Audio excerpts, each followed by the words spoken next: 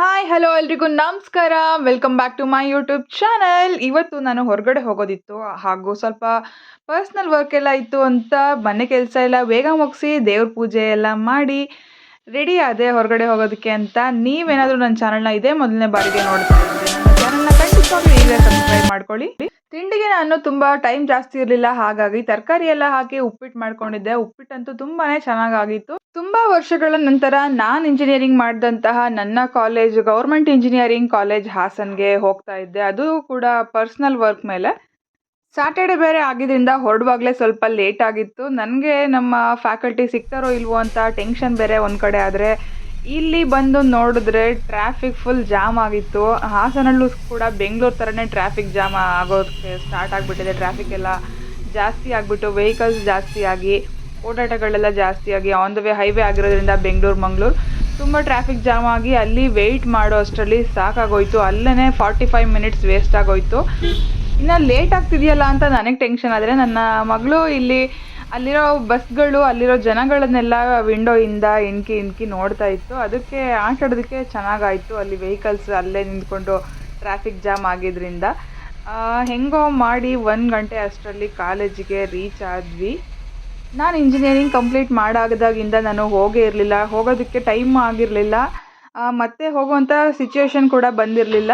ಹಾಗಾಗಿ ಇವತ್ತು ಸ್ವಲ್ಪ ಕೆಲಸ ಇತ್ತು ಅಂತ ಹೋದ್ವಿ. ನೋಡ್ಬೋದು, ಇದೇ ನಮ್ಮ ಅಚ್ಚುಮೆಚ್ಚಿನ government engineering college Haasan.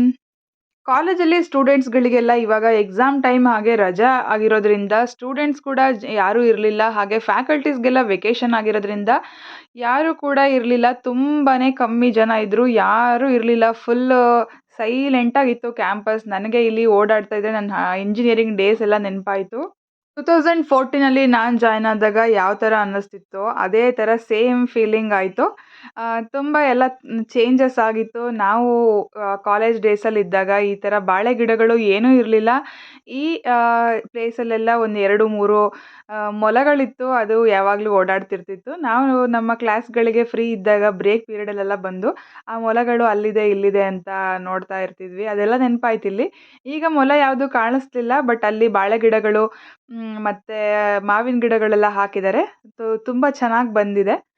Campus ಅಂತೂ ನಾವು ಇದ್ದಾಗ ಹೇಗಿತ್ತೋ ಅದಕ್ಕಿಂತ ಸ್ವಲ್ಪ ಚೇಂಜ್ ಆಗಿದೆ.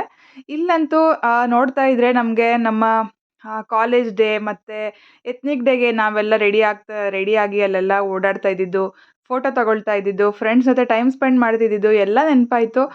ಒಂದು ಕ್ವಿಕ್ ರೌಂಡಪ್ ಅನ್ನೋ ಥರನೇ ಹೇಳ್ಬೋದು. ಒಂದು 2014 to 18 4 ಇಯರ್ಸ್ ಕಾಲೇಜ್ ಡೇಸ್ದು ಒಂದು ಕ್ವಿಕ್ ರೌಂಡಪ್ ಥರ ಆಯಿತು ನನಗೆ. ಜೊತೆಗೆ ಫ್ರೆಂಡ್ಸ್ ಯಾರಾದರೂ ಇದ್ದಿದ್ರೆ ಚೆನ್ನಾಗಿರ್ತಿತ್ತು ಅನ್ನಿಸ್ತು. ಹಳೆ ಮೆಮೊರೀಸ್ನೆಲ್ಲ ರೀಕಾಲ್ ಮಾಡ್ಬೋದಿತ್ತು ಅಂತ. ಯಾರೂ ಇರಲಿಲ್ಲ. ಸ್ಟೂಡೆಂಟ್ಸ್ ಈಗಿರೋ ಕರೆಂಟ್ ಸೆಮಿಸ್ಟರ್ ಸ್ಟೂಡೆಂಟ್ಸ್ಗಳು ಕೂಡ ಇರಲಿಲ್ಲ, ಫ್ಯಾಕಲ್ಟೀಸ್ ಇರಲಿಲ್ಲ. ನಮಗೆ ಕ್ಲಾಸ್ ಮಾಡಿದ್ದ ಲೆಕ್ಚರರ್ಸ್ ಎಲ್ಲ ಬೇರೆ ಕಡೆ ಟ್ರಾನ್ಸ್ಫರ್ ಆಗಿದ್ದಾರೆ ಆಲ್ಮೋಸ್ಟ್. ಯಾರೂ ಕೂಡ ಇರಲಿಲ್ಲ. ನಾನು ಬೇರೆ ಯಾವುದೋ ಫ್ಯಾಕಲ್ಟಿನ ಮೀಟ್ ಮಾಡಬೇಕಿತ್ತು, ಹಾಗಾಗಿ ಹೋಗಿದ್ದೆ. ಹಾಗೆ ನಾವು ಅಲ್ಲಿ ನಿಂತ್ಕೊಂಡು ಸರ್ವೆ ಎಲ್ಲ ಮಾಡ್ತಿದ್ದಿದ್ದು ನನಗೆ ನೆನಪಾಯಿತು. ಅದನ್ನೆಲ್ಲ ನನ್ನ ಹಸ್ಬೆಂಡಿಗೆ ಹೇಳ್ತಿದ್ವಿ, ನಾವು ಇಲ್ಲಿ ಏನೇನು ಮಾಡ್ತಾ ಇದ್ವಿ ಅಂತ. ಅಲ್ಲೆಲ್ಲ ರೇಂಜಿಂಗ್ ರಾಡ್ ಇಟ್ಕೊಂಡು ಸರ್ವೆ ಮಾಡ್ತಿದ್ವಿ. ನಮ್ಮ ಕಾಲೇಜ್ ಕ್ಯಾಂಪಸ್ ಎಷ್ಟು ಚೆನ್ನಾಗಿದೆ ಅಂತ ನೋಡ್ಬೋದು. ತುಂಬಾ ದೊಡ್ಡ ಬಿಲ್ಡಿಂಗ್ ಅಂತ ಹೇಳ್ಬೋದು. ಸ್ಟಾರ್ಟಿಂಗಲ್ಲಿ ಇಂಜಿನಿಯರಿಂಗ್ ಜಾಯ್ನ್ ಆದಾಗಂತೂ ಕ್ಲಾಸ್ ರೂಮ್ ಹುಡುಕೋ ಅಷ್ಟರಲ್ಲೇ ಟೈಮ್ ಆಗಿಬಿಡ್ತಿತ್ತು. ಮತ್ತು ಯಾವ್ಯಾವ ಡಿಪಾರ್ಟ್ಮೆಂಟ್ ಎಲ್ಲೆಲ್ಲಿದೆ ಅಂತಲೇ ಗೊತ್ತಾಗ್ತಿರ್ಲಿಲ್ಲ. ಅಷ್ಟು ದೊಡ್ಡದಾಗಿದೆ. ಹೊಸದಾಗಿ ಯಾರಾದರೂ ಈ ಕಾಲೇಜಿಗೆ ಬಂದರೆ ನಿಜವಾಗ್ಲೂ ಏನೂ ಗೊತ್ತಾಗಲ್ಲ. ಎಲ್ಲಿ ಹೋಗಿ ಎಲ್ಲಿ ಬರಬೇಕು ಅಂತಲೇ ಗೊತ್ತಾಗಲ್ಲ. ಅಷ್ಟು ದೊಡ್ಡದಾಗಿದೆ ಕಾಲೇಜು. ತುಂಬಾ ಚೆನ್ನಾಗಿದೆ. ಯಾವ ಪ್ರೈವೇಟ್ ಕಾಲೇಜ್ಗಳು ಕೂಡ ಸಾಟಿ ಇಲ್ಲ, ಅಷ್ಟು ಚೆನ್ನಾಗಿದೆ ಬಿಲ್ಡಿಂಗ್, ಕ್ಯಾಂಪಸ್ ಸರೌಂಡಿಂಗ್ಸ್ ಎಲ್ಲ.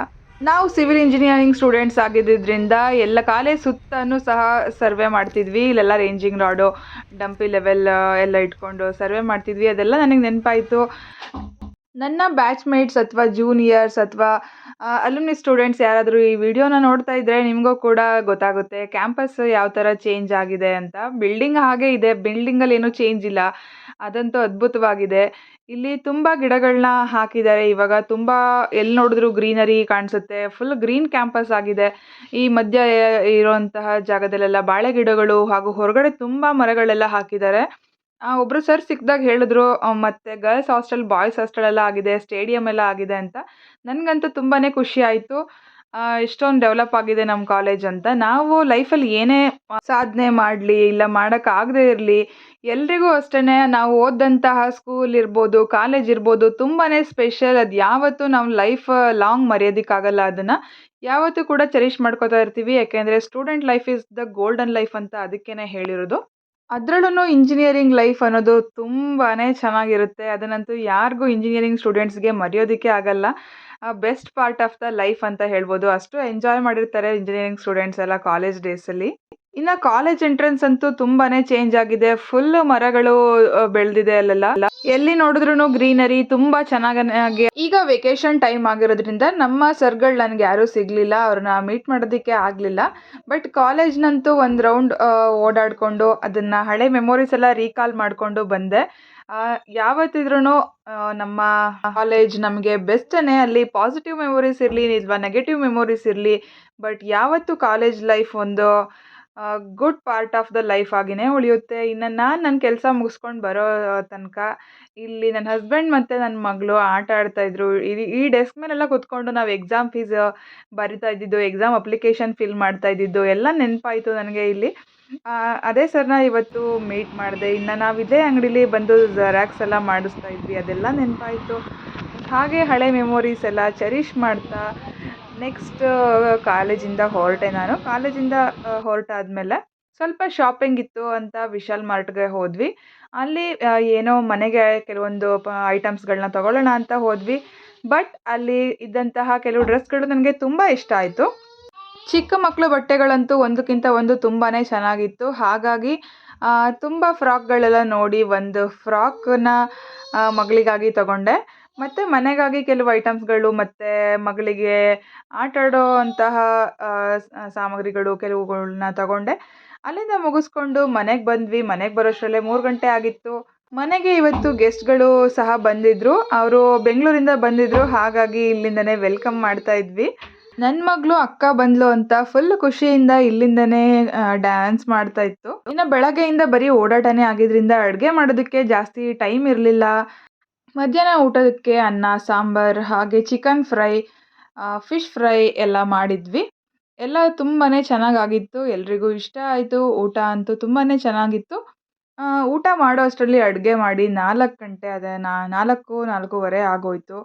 ಆಮೇಲೆ ಊಟ ಎಲ್ಲ ಮುಗಿಸಿ ನಾವು ಊರಿಗೆ ಹೊರಟ್ವಿ. ಊರಲ್ಲಿ ಒಂದು ಫಂಕ್ಷನ್ ಇತ್ತು ಅಂತ ಎಲ್ಲರೂ ಊಟ ಮುಗಿಸಿ ಊರಿಗೆ ಹೊರಟ್ವಿ.